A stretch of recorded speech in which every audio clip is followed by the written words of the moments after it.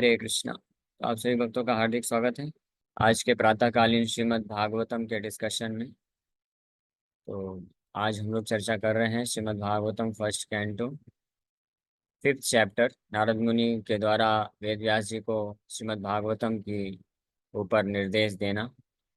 और इसके श्लोक संख्या 11 पे चर्चा कर रहे हैं। कल परसों के श्लोक पे चर्चा किए थे थोड़ा सा।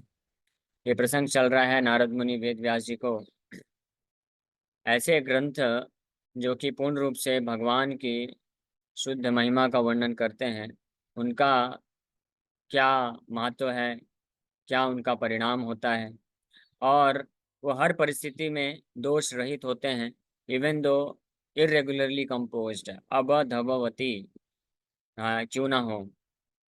और वो जो इस प्रकार के जो शुद्ध भगवान की महिमा का गुणगान करने वाले ग्रंथ हैं, वो साधु प्रवृत्ति के लोगों के द्वारा ही जो है अप्रिशिएट किया जा सकता है।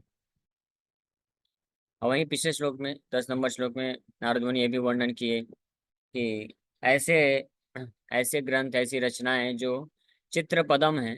चित्र पदम मतलब बड़े सुंदर तरीके से डेकोरेटिव वे में जिसकी रचना तो की गई है, लेकिन न हरेर यशो जगत पवित्रम, जगत को पवित्र करने वाले भगवान हरि के यशों का जिसमें वर्णन नहीं है, तो वो जो है कौवा प्रवृत्ति के लोगों को ही बस आकर्षित कर सकता है। हंस लोग उसमें कभी भी आनंद नहीं उठाएंगे। तो इस प्रकार से नारद मुनि ये इंस्ट्रक्शन दिए। और ये जो श्लोक है इसमें हम लोग और थोड़ा चर्चा करते हैं। तद्वाग विसर्गो जनताघ विप्लवो यस्मिन् प्रति श्लोकमबधवत्यपि नामानि अनन्तस्य यशो अंकितानि यत् शृण्वन्ति गायन्ति गृह्णन्ति साधवः। शृण्वन्ति सुनते हैं, गायन्ति गाते हैं, गृह्णन्ति हाँ अभीक्ष्णशः। एक और श्लोक में अन्यत्र आता है, कुंती महारानी प्रार्थना करती हैं कि आपकी कथाओं को जो साधु प्रवृत्ति के लोग होते हैं, वो जो है अभीक्ष्णशः निरंतर वो सुनते हैं, गाते हैं और स्वीकार करते हैं। या अन्य लोग जो सुनते गाते और ऐसा भक्ति के सांगों का पालन करते हैं, तो उनको अप्रिशिएट करते हैं, उनकी प्रशंसा करते हैं। तो ऐसे लोग तएव पश्यन्ति, वही आपको देख पाते हैं। अचिरेण धीरा, ऐसे महान लोग आपको बहुत जल्दी आपके दर्शन प्राप्त कर लेते हैं। तो इस श्लोक में भी तो कल परसों हमने चर्चा किया था कि साधु प्रवृत्ति के लोग इस प्रकार के रचनाओं को अप्रिशिएट करते हैं, इवन दो इम्प्रॉपरली कंपोज्ड। अवधवती, अवधवती मतलब कि अच्छे से उसको प्रेजेंट नहीं किया जा पा रहा हो किसी वक्त के द्वारा। हाँ, क्योंकि हर कोई तो संस्कृत के ज्ञाता नहीं होते हैं। हर कोई ऐसा नहीं हो सकता है कि हर जो भक्त होगा वो उसको क्या बोलते हैं, एक बहुत अच्छा ओरेटर हो। ओरेटर का मतलब होता है जो स्पीच देने में एक्सपर्ट होते हैं, दक्ष होते हैं। जब वो बोलते हैं तो शब्दों के ऐसे प्रवाह उत्पन्न होते हैं कि लोगों के मन को आकर्षित कर लेते हैं। तो जरूरी नहीं कि एक वैष्णव जो भगवान की शुद्ध कथा को कर रहा हो, तो जरूरी नहीं कि वो एक बहुत अच्छा ओरेटर हो, बहुत अच्छा स्पीच दे सके। या जब कुछ वो लिख रहा हो, वर्णन कर रहा हो, तो जरूरी नहीं उसको बहुत सारे संस्कृत का ज्ञान हो। तो अपने जो भी टूटी फूटी भाषा में वो बोलता है या लिखता है। और विशेष रूप से इस शब्द का अर्थ हमने चर्चा किया था श्रील प्रभुपाद जी के कॉन्टेक्स्ट में। और प्रभुपाद जी तात्पर्य में भी वर्णन भी करेंगे। प्रभुपाद जी ये भागवत ग्रंथ को जो शुद्ध है, इसको इंग्लिश जैसे भाषा में प्रस्तुत कर रहे हैं। इंग्लिश अपने आप में एक अपवित्र भाषा मानी जाती है, और उसमें भी भगवान की शुद्ध महिमा को और ये भागवत के श्लोकों के एक एक शब्दों के अर्थ को प्रस्तुत करने का प्रयास प्रभुपाद जी किए थे। हाँ, और भागवत के जो एक एक श्लोक, एक एक शब्द हैं, उसमें केवल शब्द का एक तो लिटरल मीनिंग होता है और एक छुपा हुआ अर्थ भी होता है। तो कई बार ऐसा होता है कि कुछ ऐसे शब्द होते हैं या कुछ ऐसे श्लोक होते हैं या महिमा होती है भगवान की, जो इन उत्तम श्लोकों में, इन लोग इसलिए भागवत के जो श्लोक हैं इनको उत्तम श्लोक बोला जाता है। तो उत्तम उत्तम श्लोकों से भगवान की कुछ ऐसी महिमाएं जो अन्य किसी भाषा में अनुवाद करने पे वास्तव में उसके भाव को पूर्ण रूप से प्रकट नहीं किया जा सकता है। उसको बस कुछ एडजस्ट करके दिए देने का प्रयास किया जाता है। तो इसलिए कई बार उस दृष्टिकोण से भी कुछ अपूर्णता रह जाती है। और दूसरी बात, सेकंड लैंग्वेज है इंग्लिश, प्रभुपाद जी खुद बोले। इसलिए प्रभुपाद जी अपने रहते समय भी अपने शिष्यों को बोले कि आप लोग ये ग्रंथ जो भी मैं लिख रहा हूँ अनुवाद तात्पर्य, तो आप इसको एडिट करिए। एडिट मतलब अगर कुछ इसमें ग्रामेटिकल मिस्टेक है या कुछ शब्दों का इधर उधर है तो आप उसको करेक्ट करिए। उस समय अपने प्रभुपाद जी अपने समय रहते हुए भी करेक्शन करवाए थे। लेकिन आज के कुछ लोग हैं ऐसे जो बोलते हैं कि प्रभुपाद जी के जाने के बाद इस्कॉन के भक्तों ने प्रभुपाद जी की बुक्स को एडिट कर दिया, सेकंड एडिशन निकाल दिया। तो ये कोई बड़ी बात नहीं है। सेकंड एडिशन निकाला क्योंकि समय के साथ, कालांतर के साथ 30 40 50 वर्षों में इंग्लिश जो शब्द हैं, संस्कृत तो है नहीं, संस्कृत तो संस्कृतम है, पूर्ण रूप से परफेक्ट है। इसमें कोई एडिशन सब्ट्रैक्शन नहीं होता है कि चलो ये शब्द जो है इतने दिन में चल रहा है, अभी इसको थोड़ा और इम्प्रूव करके नया शब्द बना देते हैं। लेकिन इंग्लिश जैसी भाषाओं में ऐसा होता है। तो समय के साथ कुछ कुछ शब्द परिवर्तित होते जाते हैं, उनके अर्थ परिवर्तित होते जाते हैं। तो इसके हिसाब से वो जरूरत पड़ जाती है कि कुछ शब्दों को ऐसे मेंशन किया जाए। हाँ, तो इसलिए एडिट करने का। लेकिन वहाँ पे केवल लैंग्वेज को एडिट किया जा रहा है, कॉन्टेक्ट कंटेंट जो है, जो विषय वस्तु उसको एडिट नहीं किया जा रहा है। तो ये कुछ लोग नहीं समझ पाते हैं। जैसे प्रभुपाद जी अपने कुछ ग्रंथों में लिखे हैं कि all man, this is the responsibility of every man to accept Krishna consciousness, ऐसे कहीं पे लिख रहे हैं।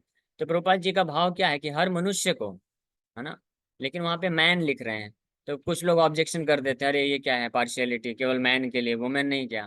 तो फिर वहां पे जरूरत पड़ जाती है कालांतर में, अगर कोई ऐसे बहुत ज्यादा ऑब्जेक्शन करते हैं तो मैन की जगह फिर पर्सन लिखना पड़ता है। तो इस तरह से ये छोटे छोटे एडिट।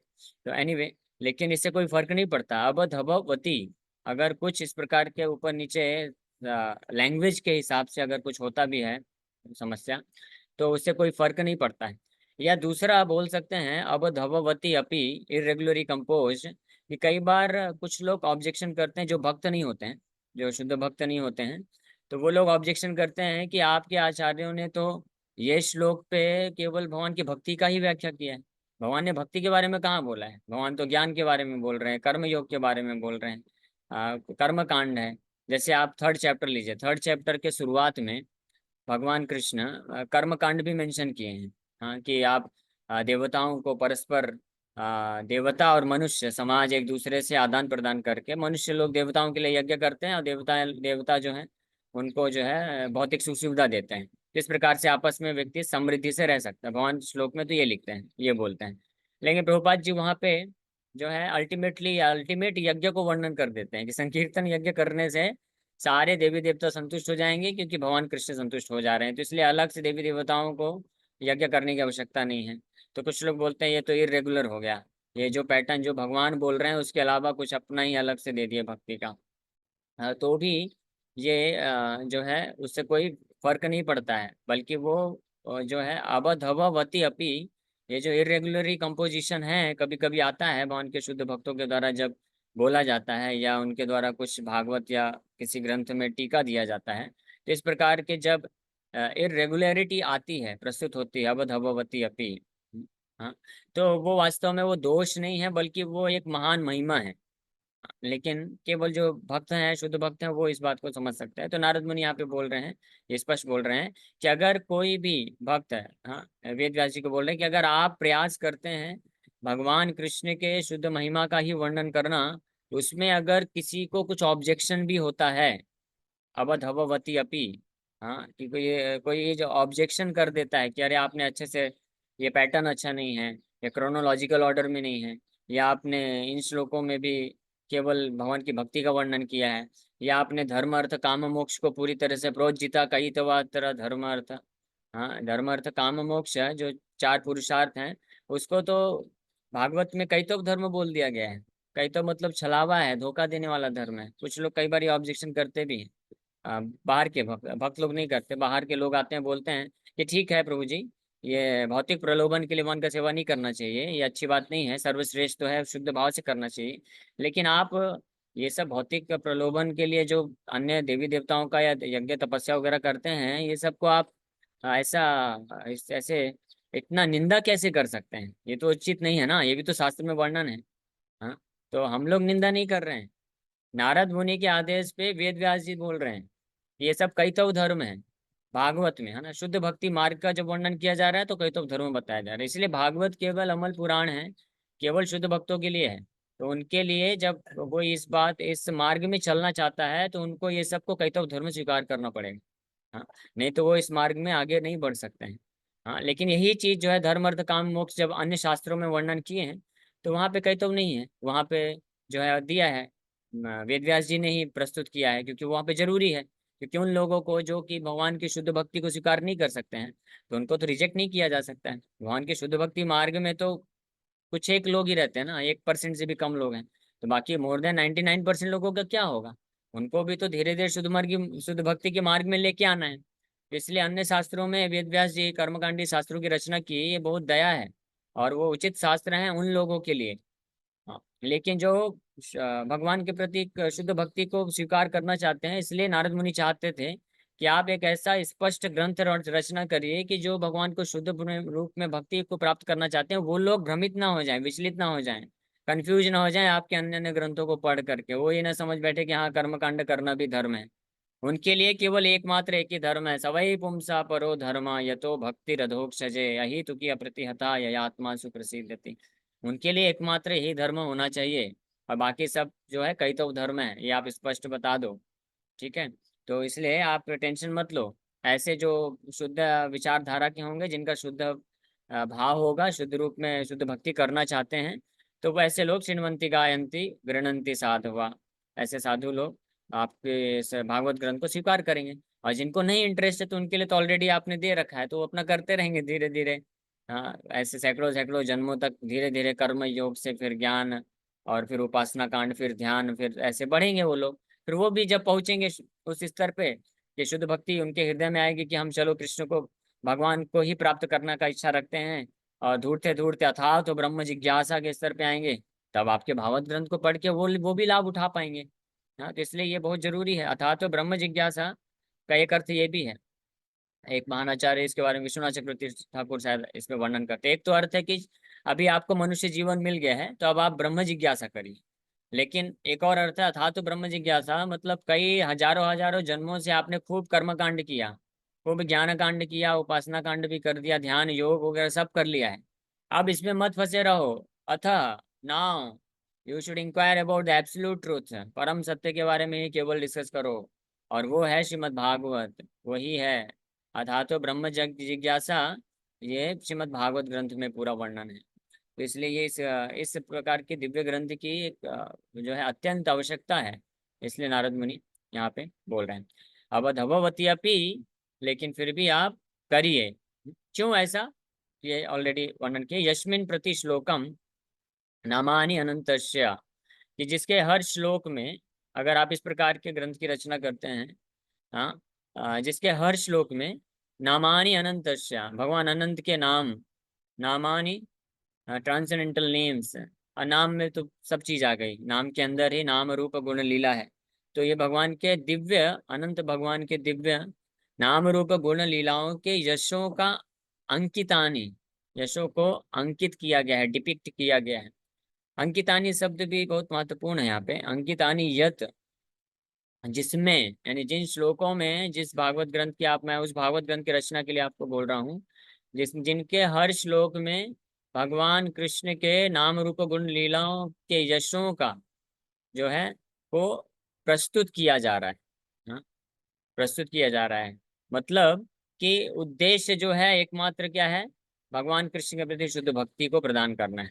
इसलिए भागवत में कई जगह ऐसा प्रसंग है जहाँ पे सृष्टि लीला का चर्चा हो रहा है।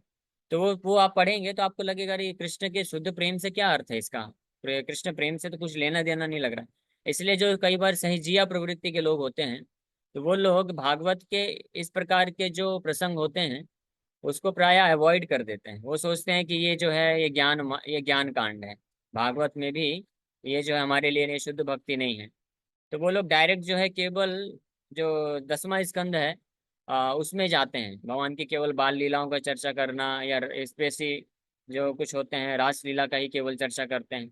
वो लोग और पढ़ना नहीं चाहते हैं, 9th canto, 5th canto, specially 3rd canto, ये सब को छोड़ देते हैं। वो बोलते हैं कि इसमें तो भगवान का शुद्ध प्रेम नहीं है।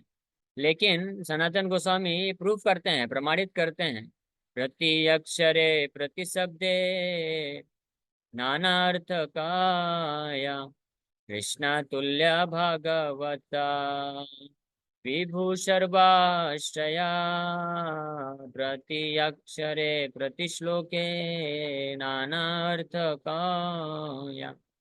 ये जो भागवत है, भागवत के एक एक श्लोक जो है कृष्ण के तुल्य हैं, वो कृष्ण ही है। और एक और अपने श्लोक में, रचना में सनातन गोस्वामी बताते हैं कि भागवत के एक एक श्लोक के एक एक शब्द में कृष्ण प्रेम है। बस उसको निकालने वाला व्यक्ति होना चाहिए, समझने वाला व्यक्ति होना चाहिए, वो भक्त हो, वही भक्त ही हो सकता है। नाना अर्थ का है, नाना कई प्रकार के अर्थ हैं भागवत में भी। हर प्रकार के लोग अपने अपने दृष्टिकोण से उसको प्रस्तुतिकरण कर सकते हैं। लेकिन जो शुद्ध भक्त होते हैं, हर प्रकार के भागवत के श्लोकों से वो भगवान कृष्ण के शुद्ध भक्ति को, उनके प्रति समर्पण का भाव विकसित करना है, ये कंक्लूजन देते हैं, ये निष्कर्ष देते हैं। इसलिए उसमें कृष्ण प्रेम है हर श्लोक में, तो ये सनातन गोस्वामी वर्णन करते हैं। इसीलिए जो वैष्णव होते हैं वो कभी भी भागवत के किसी भी श्लोक को छोड़ना नहीं चाहते हैं। भागवत हो या भगवत गीता हो, तो हर श्लोक पे वो टीका देते हैं। शिला भक्ति सरस्वती ठाकुर, जो पहला श्लोक है भागवत का, वो ढाका में 3 महीने तक हर दिन एक ही श्लोक पे 3 महीने तक लगातार उस पर टीका दिए, व्याख्या किए। आप सोच सकते हैं, भागवत का पहला श्लोक ये 3 महीने तक। प्रभुपाद जी बोलते हैं कि भागवत के एक एक श्लोक जो है इतने महत्वपूर्ण है, दिव्य है, इसमें इतना गहरा अर्थ छुपा हुआ है कि अगर कोई अच्छे से समझना चाहे तो कम से कम, मैक्सिमम नहीं, मैक्सिमम तो कोई लिमिट नहीं है, कम से कम 1 महीना एक श्लोक को समझने में लगेगा। हाँ, तो उस हिसाब से आप सोच सकते हैं 18,000 श्लोक है, तो 18,000 महीना, 18,000 महीना मतलब लगभग 1,500 साल, 1,500 वर्ष अगर कोई देगा भागवत को अच्छे से पढ़ समझने के लिए, तब वो मिनिमम लेवल तक समझ पाएगा। यानी इतना डीप है ये एक एक श्लोक, इसके इतने महत्वपूर्ण, इतने गहरे अर्थ छुपे हैं। इसलिए जितने भी महान आचार्य आए हैं, श्रीधर स्वामी ओरिजिनल कमेंटेटर हैं, ओरिजिनल कमेंट्री दिए सबसे पहले, और फिर उसके बाद उनके पद चिन्हों में पालन करते हुए कई महान आचार्य आए। हाँ, चैतन्य महाप्रभु के षड गोस्वामी से रूप सनातन जीव गोस्वामी, विश्वनाथ चक्रवर्ती ठाकुर, बलदेव विद्याभूषण, भक्ति विनोद ठाकुर, शिला भक्ति सरस्वती ठाकुर, शिला प्रभुपाद जी। तो कई महान आचार्यों ने अलग अलग दृष्टिकोण से जो है भागवत के श्लोकों का व्याख्या किए हैं। और यहाँ तक कि कई बार ऐसा भी है कि 2-3 आचार्यों में कुछ मतभेद भी हुआ है। हाँ, एक श्लोक, किसी एक श्लोक के व्याख्या में, लेकिन वो सारे मतभेद होते हुए भी वो सबकी व्याख्या जो है अल्टीमेटली कहाँ जा रही है, कृष्ण की शुद्ध भक्ति की ओर जा रही है। इसलिए सब जो है रिजॉल्व हो जा रहा है। All contradictions are resolved in Krishna consciousness, इसलिए बोला जाता है कृष्ण में सारे जो विरोधाभास हैं वो रिजॉल्व हो जाते हैं, पहुंच जाते हैं। तो इसलिए हमको यहाँ पे ये वर्णन किया जा रहा है कि अगर कोई भी भागवत का व्याख्या करते हैं या भागवत प्रस्तुत करते हैं, टीका लिखते हैं, तो अगर उनका जो उद्देश्य है, निष्कर्ष, वो इस तक पहुंचाते हैं कि भगवान कृष्ण की शुद्ध भक्ति में स्थापित होना है, हमें संसार के सारे भोग वृत्तियों को त्याग करके शुद्ध रूप से कृष्ण की सेवा करना है, तो ऐसे चीज को स्वीकार करना चाहिए। इसलिए जो हंस प्रवृत्ति के लोग होते हैं वो सारग्राही होते हैं, सार को स्वीकार करके आगे बढ़ते हैं। और इसीलिए नारद मुनि यहाँ पे बोल रहे हैं कि ये जो इस प्रकार की रचना होगी, तो जो साधुआ हैं वो शिन्वंती गायंती गृणंती, इसको स्वीकार कर लेंगे। क्योंकि यस्मिन प्रति श्लोकम नामानि अनंतस्य यशो अंकितानि यत्, भगवान अनंत के नाम रूप गुण लीलाओं की महिमा को अंकित किया गया है, प्रस्तुत किया गया है। हाँ, तो इसलिए ये इरेगुलरली कंपोज होने पर भी जो है पवित्र हृदय वाले भक्तों के द्वारा स्वीकार किया जाएगा। और जब इस प्रकार से स्वीकार किया जाएगा तो ये क्या कर लेगा, तो वो लोग जो हैं साधुआ प्रवृत्ति के साधु हैं, तो वो तो मनोभिरामाद है। हाँ, भवौषधि श्रोत्र मनोभिरामाद का उत्तम श्लोक गुणानुवादात, हाँ, बिना पशुघ्नात न शिण्वन्ति, कि जब तक कोई हत्यारा नहीं है, जो कि पापी नहीं है, अपराधी नहीं है, तब तक वो जो है वही एक व्यक्ति हो सकता है कि जो भागवत के प्रस्तुतिकरण को स्वीकार ना करे। तो भागवत दो रूप में कार्य करता है, एक तो औषधि के लिए कार्य करता है, तो जनताग विप्लवा, तो यहाँ पे जो जनता आया है, जनता शब्द मतलब द पीपल इन जनरल, जन संघस्य लौल्यम चा, जहाँ पे भी जन शब्द आया है या जनता आया है, तो वो रिप्रेजेंट करता है कि ऐसे लोग जो इस संसार में बद्धावस्था में हैं, जिनके हृदय में अनर्थ है, भोग वृत्ति है, उनको जनता बोला जाता है या जन बोला जाता है। तो इसलिए जनत आग, आग मतलब पाप। तो ऐसे जन साधारण लोगों के हृदय में जो पाप है उसको नष्ट करने का ये शक्ति रखता है भागवत ग्रंथ है। तो उनके लिए जो साधु हैं वो तो आनंद पूर्वक शिण्वन्ति गायन्ति गृणन्ति करते हैं, है ना। लेकिन नारद मुनि ये स्पष्ट बताना चाह रहे हैं वेद व्यास जी को कि केवल ऐसा नहीं कि जो शुद्ध भक्त हैं जो कि बहुत कम संख्या में होंगे वही बस इसका लाभ प्राप्त कर पाएंगे। अन्य लोग भी जो पूरी तरह से शुद्ध नहीं भी है ना, तो उनके भी जीवन में जो पाप है वो नष्ट हो जाएगा केवल और केवल अगर वो बैठ के सुन लेंगे तो। किसी शुद्ध भक्त के द्वारा भागवत को सुनने मात्र से उनको और कुछ करना नहीं पड़ेगा। आपने कितना प्रयास किया, इतने सारे शास्त्रों को लिखे और इतने सारे यज्ञ, तपस्या, दान, धर्म, कर्म, आपने इतना सब कुछ प्रदान किया, वो बहुत अच्छी बात है। हाँ, तो उसको दूसरे भाषा में क्या बोलते हैं, पश्चाताप बोला जाता है। पश्चाताप कि हमारे पिछले जन्मों के और इस जन्म के भी जो भी हम कर्म पाप करते हैं, तो उसको बिना पश्चाताप किए कोई भी व्यक्ति पाप से मुक्त नहीं होगा, फिर उसको यमलोक जाना ही पड़ेगा। ये 6 कैंटों में सुखदेव गोस्वामी वर्णन करते हैं। तो पश्चाताप करने के अलग अलग विधियां हैं शास्त्रों में, यज्ञ, दान, तपस्या, अलग अलग ये सब वर्णन आपने किया है। लेकिन वो सब करने के लिए व्यक्ति को बहुत मेहनत करना पड़ेगा और बहुत लंबा समय लेगा केवल पाप के फल को नष्ट करने के लिए, लेकिन पाप को नष्ट नहीं कर पाएगा फिर भी। लेकिन ये जो ग्रंथ रचना करने के लिए मैं आपको प्रेरित कर रहा हूँ, तो ये क्या करेगा, जनता लोग, जन साधारण लोगों के हृदय के पाप को भी नष्ट, पाप के पूर्व कर्मों के पाप के फल को भी नष्ट कर देगा। और जो बीजम कूटम है, मतलब जो पाप करने की तीव्र प्रवृत्ति है, उसको भी नष्ट कर देगा। इसीलिए विप्लव बोला गया है। विप्लव का मतलब होता है ये क्रांतिकारी है, रिवोल्यूशनरी है। ये क्रांति लाएगा लोगों के हृदय में। क्रांति का मतलब होता है कि किसी कार्य को बड़े ही अद्भुत तरीके से ना, अनइमेजिनेबल वे में जब हो जाता है तो उसको क्रांति बोला जाता है। मतलब कोई सोच भी ना सके कि इससे ये इतना सारा प्रभाव हो जाएगा। तो केवल भागवत को अगर कोई सुन लेता है तो उससे उससे ही उसके जो अग यानी पाप हैं और पाप करने की प्रवृत्ति है, वो सब नष्ट हो जाएगी। इस प्रकार से उसके जीवन में विप्लव आ जाएगा। और क्रांति आते ही विप्लव के कारण क्या हो जाएगा, वो भी साधुआ बन जाएगा। वो भी साधु बन जाएगा, फिर शिन्वन्ति गायन्ति गृणन्ति करेगा। लेकिन इसमें बस यही कंडीशन है एक, कि हालांकि जनता का विप्लव है, लेकिन कैसे लोगों के लिए, जो श्रद्धा पूर्वक सुनने के लिए तैयार है। ये दूसरे अध्याय में ऑलरेडी वर्णन किया जा चुका है कि कोई व्यक्ति कितना भी पापी हो, किराट, हुणांध, गंभीर, ये सब 8-10 कैटेगरी के लोगों का वर्णन किया गया है, अगले स्कंध में आएगा। तो इतने इतने से इतने पतित व्यक्ति भी यद व्यपाश्रिया, लेकिन अगर वो लोग आश्रय ले लेते हैं ऐसे शुद्ध भक्त का जो भगवान हरि के आश्रय में, भगवान हरि के आश्रय में रहने वाले शुद्ध भक्त का अगर वो आश्रय ले लेते हैं, यानी आश्रय ले लेते हैं, यानी उनके हृदय में उन जो भक्त के, शुद्ध भक्त के प्रति श्रद्धा आ जाती है और उनको बस वो सबमिसिवली, विनम्रता पूर्वक श्रवण करने लग जाते हैं इस भागवत और कृष्ण की महिमा को, तो उनके हृदय से पाप जो है पूरी तरह से नष्ट हो जाएगा। पाप करने की प्रवृत्ति भी नष्ट हो जाएगी और वो भी हंस बन जाएंगे, साधु बन जाएंगे। हाँ, लेकिन जो लोग चैलेंजिंग स्पिरिट में आएंगे, चैलेंज करते हुए या चेक करने के लिए कि देखते हैं कितना विद्वान है, प्रभुपाद जी बोलते हैं कि गुरु जो है वो फैशन के लिए नहीं स्वीकार करना चाहिए कि सबके पास गुरु है, मेरे पास भी एक गुरु होना चाहिए। Just like a dog. हाँ, कि जैसे सब कुछ लोग कुत्ता पालते हैं, तो इसलिए विशेष, स्पेशली जब प्रभुपाद जी अमेरिका गए थे तो वहाँ पे ये एक फैशन बन चुका था कि हमारे पास गुरु हैं, आपके पास गुरु हैं क्या। इस प्रकार से लोग, फैशन बन चुका था।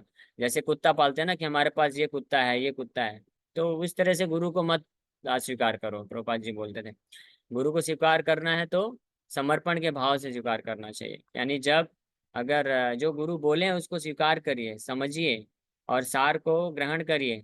और अगर समझ में नहीं आ रहा है तो विनम्रता पूर्वक इंक्वायरी, परिप्रश्नेन सेवया, सेवा के भाव से विनम्रता पूर्वक इंक्वायरी करिए, पूछ सकते हैं। डाउट क्वेश्चन करने में कोई मना नहीं किया जाता है। इसलिए हमारे इस्कॉन में स्पेशली हम देखते हैं प्रभुपाद जी ये सिस्टम बनाए कि क्लास के बाद हर भक्त पूछता है, एनी क्वेश्चन, किसी का कोई प्रश्न है।